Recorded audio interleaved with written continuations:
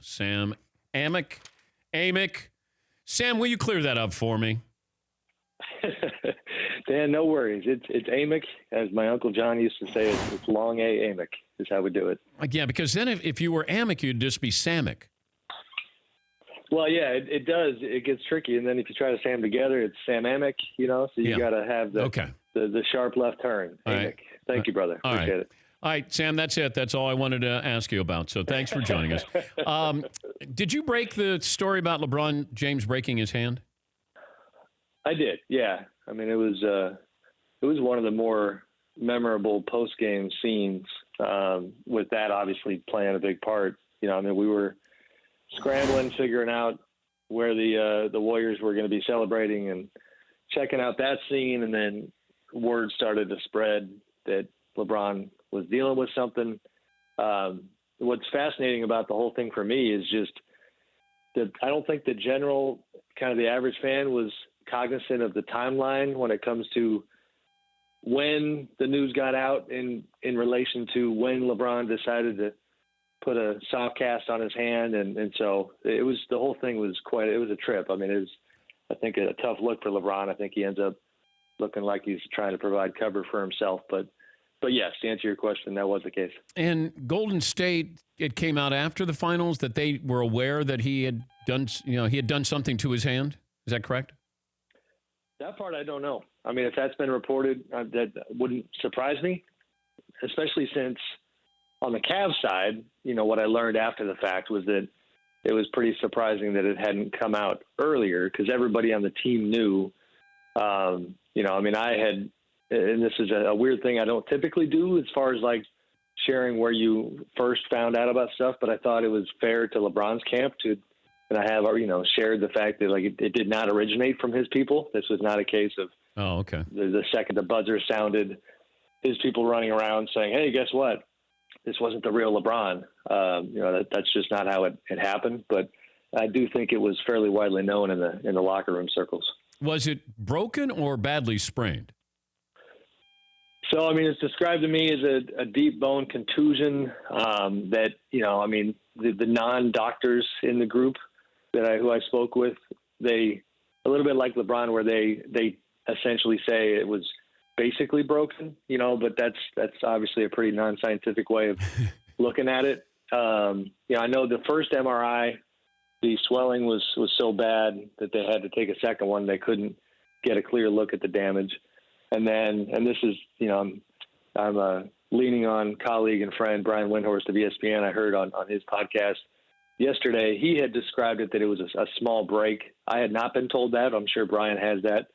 So, I mean, that's where the lack of a medical degree hurts guys like Brian and I, but it was a pretty serious injury that I do think affected his play. I don't think it was going to turn the series, but you could tell that he played a little bit differently in the final 3 games. What about showing up with a soft cast on their post-game, post-finals press conference? A strange move, it's even judging by the reaction that I got to the column I wrote the day after the finals. It felt like it was 2010 all over again when it comes to kind of the LeBron hate and people not reacting well to the optics and that decision that he made to put the soft cast on. Again, the way it was told to me is that he's headed to the post-game podium.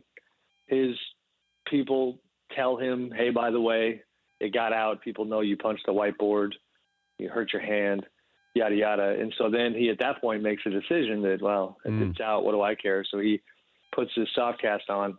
I thought not only, I don't know how that's helping him in that moment. And it just seems like a prop to, I think that's how the fans took it anyway, that a prop to make it apparent that you were dealing with something. And then when the cameramen start firing away and taking pictures of it, and he had kind of made that joke about, hey, you guys are digging this thing, aren't you? Or something along those lines. I mean, what the Warriors' reaction is going to be. What the fans who have never completely bought in on LeBron, what their reaction is going to be. I thought it was, for his purposes, just unnecessary because it ends up bringing a lot of scrutiny. How does it not happen that he goes to the Lakers? he doesn't get help. I mean, and I've been texting with people about that this morning.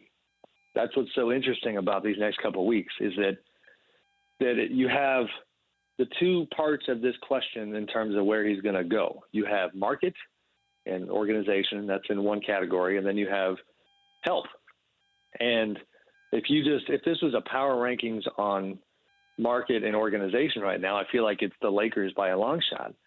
And that's where all the buzz is. That's where it seems that he has a really strong interest in landing there. But I guarantee you he's not going to land there if he doesn't have a roster that he looks at and says, the Warriors are going to sweep me again when I see him in the playoffs. I mean, why would you subject yourself to that and not even have the silver lining like he has in the East of still getting to the finals and having this incredible streak that he's had? So this is where all the other names come into play. What's Paul George doing? What's Chris Paul doing? Guys of that nature. He's got to get help. So I don't know what that looks like yet. Paul George has to end up there, I would think. If he doesn't get Paul George, now what happens first, though? Because does Paul George wait for LeBron? Is LeBron waiting for Paul George? What's Chris Paul? Is he waiting to get a 5-year deal in Houston? And if he doesn't, then he's more likely to relocate back to Los Angeles? How does it dominoes fall here, Sam?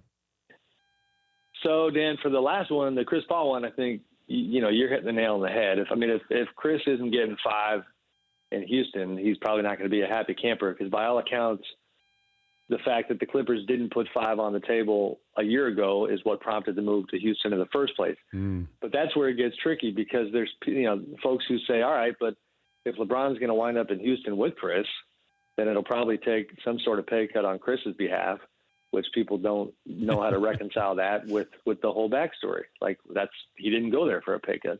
Maybe it changes when it's your best friend. That's possible. We'll see. The other dominoes, and again, smoke, it's the lying season when it comes to the draft and free agency. And so we have to sift through all of this stuff. But the latest smoke on the Paul George front is a very reasonable chance that he winds up going back to OKC.